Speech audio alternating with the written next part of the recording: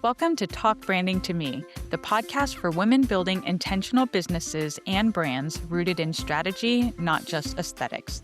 Branding doesn't have to feel overwhelming. It's more than design. It's how strategy and style come together to create an identity, build trust, and stand out.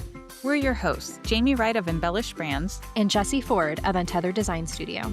We're brand strategists, designers, and friends who turned our coffee chats into honest conversations about branding done right and wrong. If you're feeling stuck or unsure about your brand, you're in the right place. And now, let's talk branding.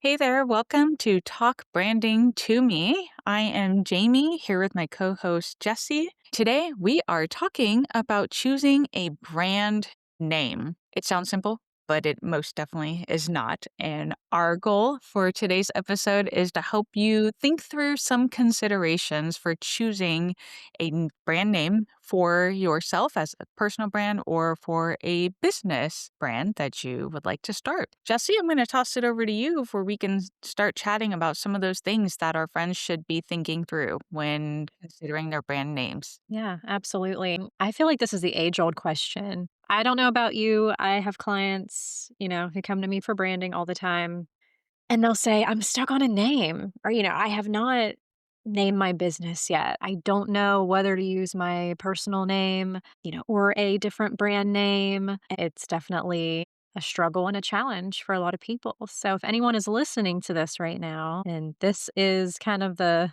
trench that you're in at the moment and you're torn about what direction to take, hopefully our conversation today will kind of help guide you towards the right direction for you. Here's the thing. There's no right or wrong answer, right? It depends. It's neither good nor bad, right or wrong. At the end of the day, it really is kind of a personal preference because this process looks differently for people, because everyone's at different stages and representing different industries and might be individuals, might be part of a team, etc. There is a lot of thought that goes into this. So we'll kind of dive into that today and just have a conversation around different considerations to make when you are trying to figure out how to properly name, your business, your side hustle, your venture of some kind, whatever it is. Think about what industry you're in probably a good place to start. In terms of the types of clients you serve and maybe where you're at, who they are, how you serve them, how you show up. Is this an in-person business? Is it a local business? Is it virtual? Is it a hybrid of both? A lot of people might be in small town communities and be building extensions of family-owned businesses that are already established, that have been around for a long time. Some people might want to come in and sort of modernize the traditional local business that it's always been. Maybe they're creating a new variation of it. So are you in a community where names are important and it is who you know and people are familiar, already with a certain, whether it's a person's name or a certain type of business name, or something that is connected to that community. I know we live in a time of being remote and working virtually, but I think that there is still that audience for local small town businesses where a name is especially important. I love that, Jessie. I haven't thought of that.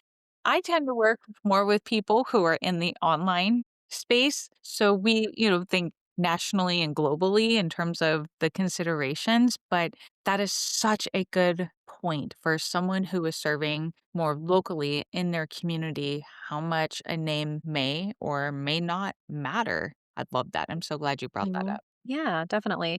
And I think, consider services and products. What do you actually deliver to your clients and customers? Are you an online based business, like us, where we are providing services remotely, virtually, doesn't matter who we're doing it for or when or where, because we are just kind of on our computers all day and we can sort of work from anywhere? Or are you that local business that you are a plumber, you have a garage, you are a roofer, something like that, where you are physically providing a service and someone is either coming to you or you are coming to them.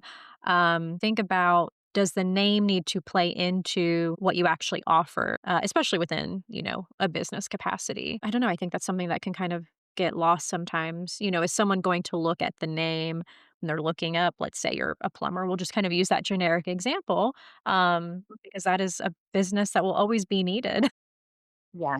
and is everywhere. So, let's say you offer some kind of service like that. Is someone going to know that you're a plumber based on the name? The name, once again, is it a family name? Is it something random? Consider how people are also going to experience and interpret what you do. And are they going to be able to know what that is based on the name? Well, and then I think something else important to consider is, are you just kind of a I'll say one woman show, since we're primarily speaking to women, probably, with our particular audience, but are you a one stop shop, one person, a solo act, a solopreneur, or are you part of a team, or are you interested in growing a team in the future? So I will use the example of, a lot of my clients are therapists and work in kind of the mental health and wellness space. A lot of them come to me to kind of brand their business because they're individuals who are leaving a group practice and they're going out on their own for the first time. Mm. It's kind of split down the middle. I have seen women who want to just operate under their name and their credentials and just kind of become known that way. I have seen others who want to create more of a brand name for the business, not using their personal name, because they do intend on building a team and bringing in people under them or potentially selling it one day. So, do you also want to sell a business that's just tied to your name? Um, in that circumstance, I don't know, but it's just something to, again, kind of consider. Um, when coming up with a name. I think it's multi-layered, and there are just a lot of factors involved. Yeah. What do you think? I agree with everything you've said, and I will also add a couple of considerations as well. I think one thing to consider along with the products or services or the purpose of the brand is also, what about your target audience? Who are they? What resonates with them? I think oftentimes in my experience, again, I work a lot with solo female business owners. A lot of times a new brand will really heavily be based on the personal preferences of the person starting the brand. And then it's just natural. Then over time, it'll evolve and kind of take on a life of its own. But that is something to consider. You are trying to reach a certain group of people who have certain wants and needs and likes and desires. And so, if you were trying to connect with them to sell your products or sell your services, just because you like something, does that also resonate with that audience? And getting some feedback on that, I think also could be helpful. But then on the flip side, sometimes you also just need to train your audience. So if there's a name that you like, or maybe it's not something that you're totally in love with, but it's a practical name, and I'll give you an example. You can train your audience that this is my brand, or this is the name of my product, or this is, the business, whatever it is, that is just what we are called. Get used to it. So there's a lot of marketing that's involved to create that familiarity with the brand name. So I want to bring up Square, because that is something, when Square came out a while ago, I remember going, that's a really dumb name.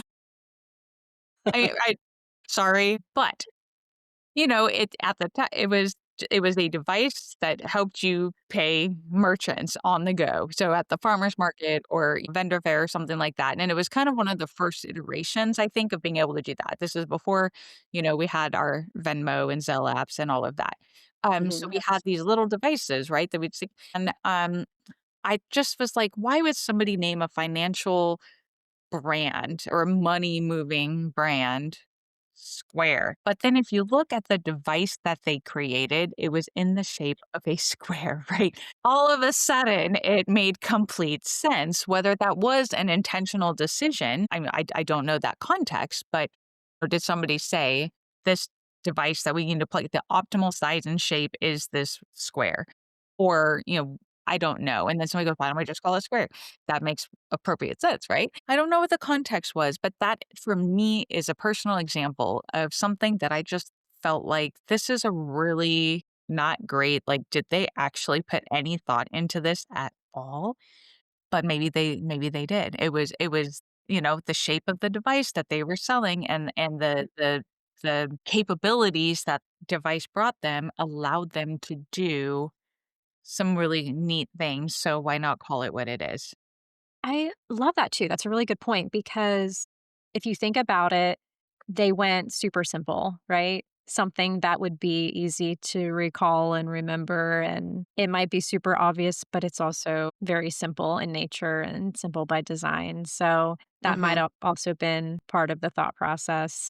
Thinking of all these big global brands, which we could get off on a tangent, and that can be an episode for another day. But thinking about the simplicity of the names and what is mhm, memorable, and sometimes it is just a simple word, a simple phrase, and sometimes it's a word that is created. I always think of the example of like Netflix, internet, flicks being slang for movies and what it started off being and the mhm. model it used, years ago, mailing people and DVDs before there was, all of the streaming capabilities that we have now. That name was sort of created, from sort of a variation of 2 other, sort of casual terms Yeah, between net for internet and flicks for, movies, and I think things like that are interesting to play with as well. So, once again, to kind of summarize a little bit, I think it depends on a lot of things. There are so many considerations to make depending on where you are and what your business is and what services you provide or what products, you deliver, and if someone experiences you in an online, capacity or in person, if there is some symbolism behind a name that you wanna use. If you wanna just use something simple, like the name of a shape, like yeah, square. Is that effective too, right? And I think as well, you have to keep in mind, like, what are the future goals and plans of this brand, right? Like, is this a business that my business will just be my business, for example, until I retire one day and whether I had kids or not? Is it something you're leaving to someone? Is it something that's just done? Is it something you sell one day, right? Like, every business looks different, every business model is different, and so I think it comes down to just kind of doing what's right for you, and, the biggest argument I see, "Okay, do I use my name? Do I yes, not?" But I think what it comes down to is the considerations that we just kind of talked through. There are a lot of things to think about ultimately. You just sort of have to do what makes the most sense for you and your business, what feels right, considering if it's just you, considering if there are other people involved, or if there will be other people involved one day, or if the business will just kind of dissipate, and be done when you're done. If you're speaking of like the long time or, kind of long term down the road future of it. I think this would be kind of a great segue to discuss, how we came up with our business names. I think, they're absolutely. they're unique. They're simple words that hold a lot of meaning and kind of represent the heart of our businesses. I will go ahead and share how I came up with Untethered. Long story short, I had a tethered spinal cord, as crazy as that sounds. And anyone who knows me, and maybe we'll talk about it on another episode one day, but I have quite the extensive medical history and journey that has brought me here to this point in my life. And I had a spinal fusion surgery to correct some curvature in my spine, scoliosis. So I had metal rods in my back. Some of our listeners might have the same because I've learned that it's a much more common surgery than people realize. It's just very rare that you actually personally know someone who has been through it. It was a long time ago. And ultimately, I had a tethered spinal cord my whole life, which is what triggered the scoliosis and what led to me having surgery. So that was discovered later, and before I could have the spinal fusion, I had to basically get my spinal cord untethered. That word lived with me and within me for a long time. I was 17 at the time. So years later, when it came time to start a business, and I was kind of branching off and freelancing more and working towards that goal of having, a full-time business. I always operated just under my name because, I mean, it was just me as an individual. I was still working a design day job, so I was not too hung up on formally naming a business just yet. So Jessie for Design, eventually cultivated into Untethered Design Studio when it came time to really officially launch my business full time. And I landed on Untethered after just a lot of thought because again, it was a word that held personal meaning to me. It's definitely a word that you see used and people say it and they write it out, but it's not, I think, overly used. You don't see it all the time. Here and there, it hits me. I'll hear someone say untethered or, tethered to something, and they'll use a part of that word. And so I'm always like, there it is. Untethered represents so much more than just me and a business and even what my business, really is. It's more of an emotional tie to becoming untied, to becoming liberated, to creating, just space and having movement and growth and being able to be free in life, in business, having flexibility because to untether something is to kind of free it and release it and to let go. So it's a value that's important to me. Really, I could go back and say it is a core value of my business if we really look at kind of the values and the principles that my business sort of stands on. But creating freedom and flexibility for myself and for my clients through the branding services that I provide, helping them to grow a business that can independently operate and be free to do what it needs to do. So that is how I landed on Untethered. And like with anything, it took time to get used to it. I was worried, like, am I going to get tired of this word? Am I going to want to change it? Which another important lesson I think to our listeners is nothing is permanent. You can always change things if you want to and change a name if you want to, if you don't end up liking it. But luckily, I think it was really meant to be for me because I'm nearing 10 years now in business, operating as Untethered, and I still really love the name. I've never wanted to change it or thought about changing it, so I think it is something that has really stuck with me and will continue to be around. So, my business name has personal meaning from a word that is just in the English language, and that's the story behind that. So, what about you, Jamie? Where did embellished come from? Many years ago, I was as a young person, preteen, teenager, young adult, I was really into like arts and crafts and paper crafts. And more specifically, the older I got, scrapbooking. Back in the day when we actually did stuff with paper in our hands. Yep.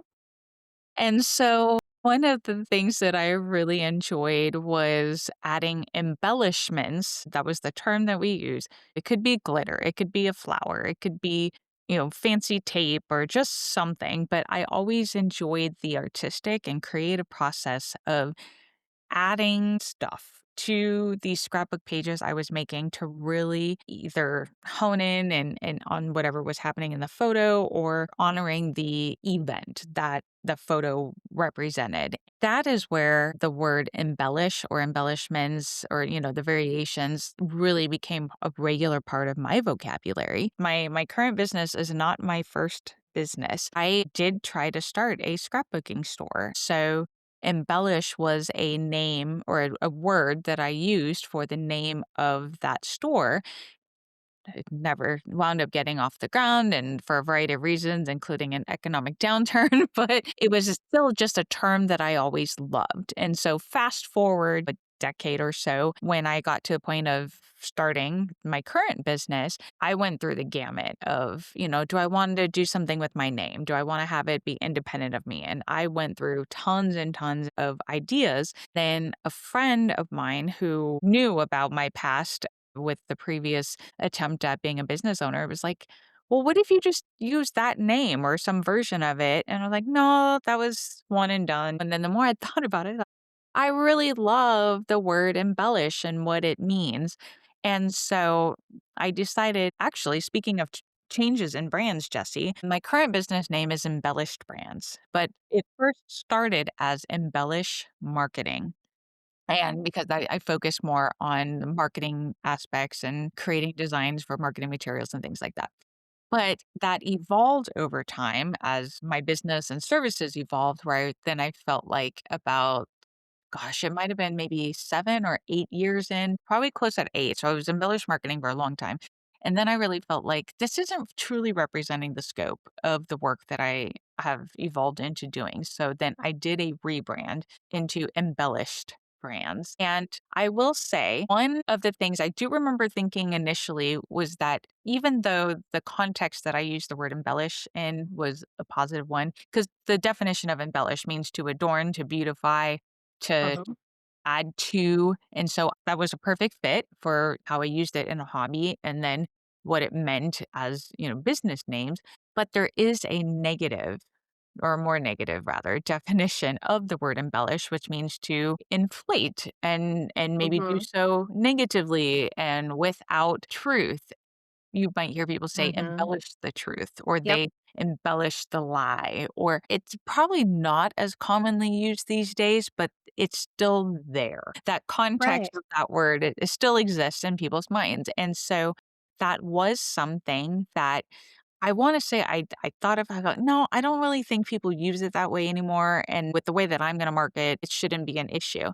And I remember being at a in-person networking event, and I introduced myself to someone and, he asked for a card, and I remember he looked at the card, and he looked back at me, and he said, "So, you embellish in your marketing?" And it was his tone of voice. At first I was like, "He's trying to make a joke about the name embellish marketing," which it was then.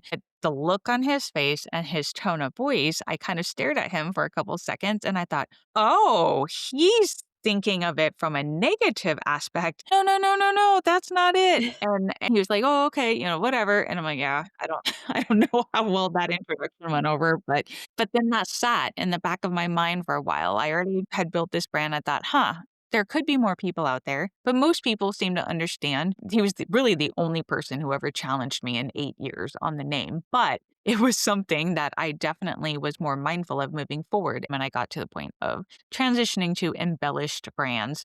I really tried to lean more into what does the word embellished mean? How does it apply to branding and marketing the Mhm. services we're doing? And that really became a big part of the brand messaging that I Yeah. try to communicate. Just so we are all clear that there is no embellishing without truth. We are adorning and we are beautifying our Right. customers' brands through the work that we're doing. Right.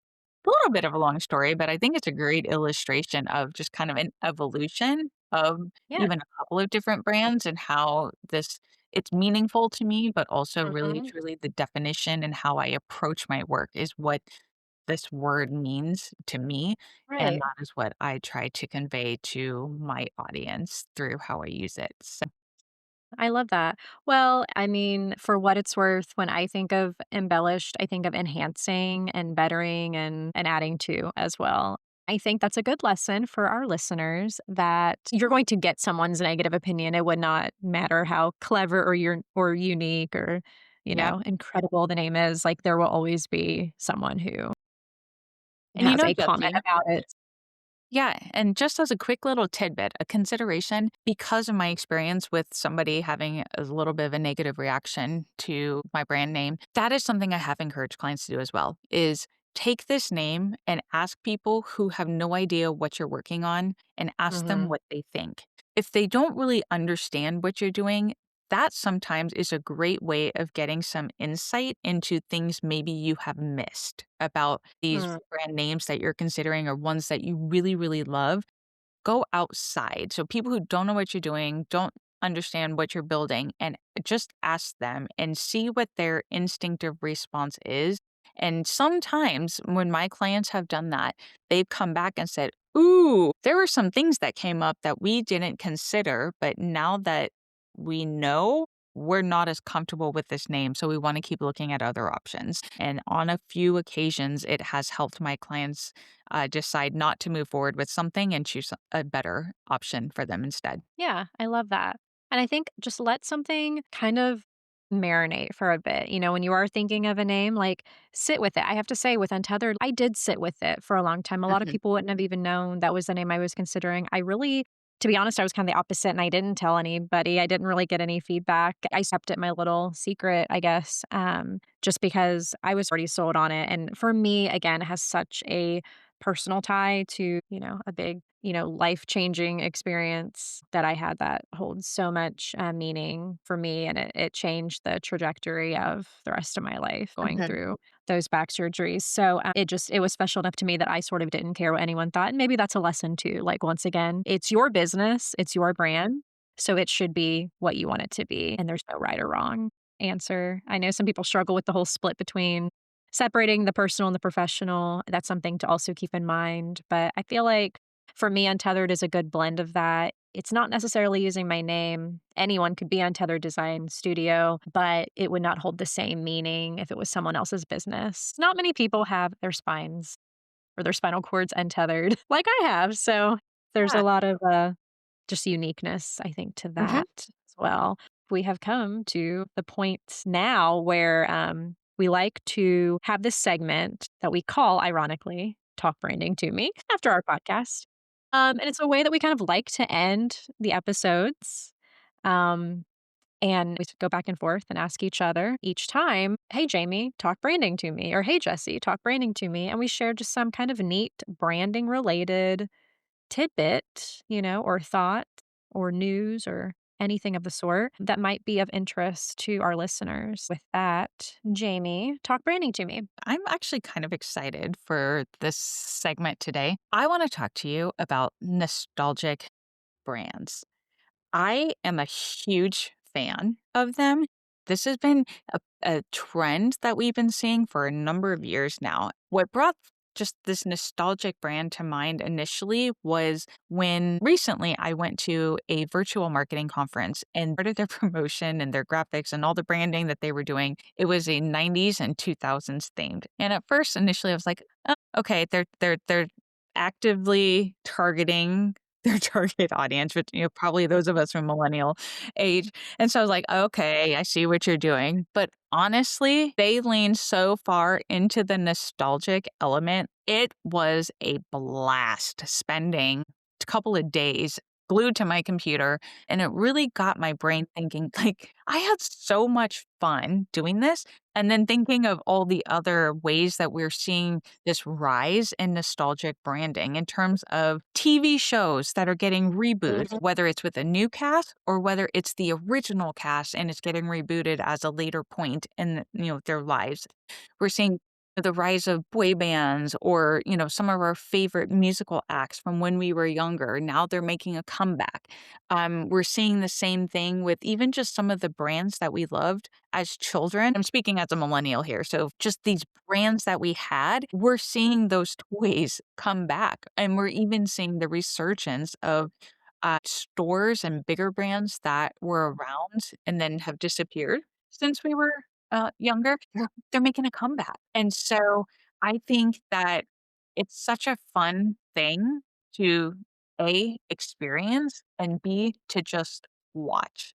And then C, it really is a great illustration of the power of branding when you watch how these nostalgic brands, whatever they are, how they're making a comeback and people are latching on and they are just loving them, whether they're coming back to them or maybe they're being introduced for the first time. So that is my branding thought for the day and just how powerful nostalgia is for branding.